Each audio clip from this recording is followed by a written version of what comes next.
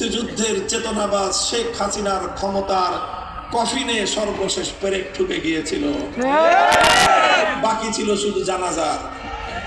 5ই August দুপুর বেলায় সেই জানাজা হয়ে মরা লাশ যেই দেশের মাল সেই দেশে এটাকে পাঠিয়ে দেয়।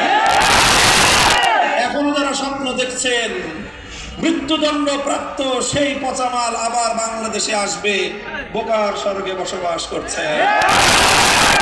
কবর থেকে যেরকম কোন মরা লাশ কোনদিন ফিরে আসে না, বাংলার ক্ষমতার মসনদ থেকে উৎখাত হওয়া ভারতীয় আধিপত্যবাদের কৃতদাসী শেখ হাসিনা স্বাধীন বাংলার মাটিতে কোনদিন ফিরে আসতে পারে না।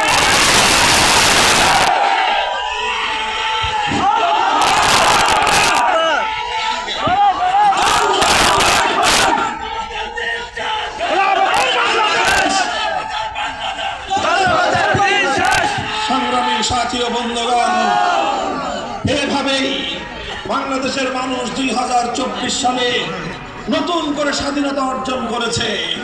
বাংলাদেশের মানুষ 24 সালে 64 জেলার প্রতিটি জেলা থেকে যুবক দামাল সন্তানেরা রক্ত দিয়ে নতুন করে আবার স্বাধীনতার সূর্যকে ছিনিয়ে এনেছে।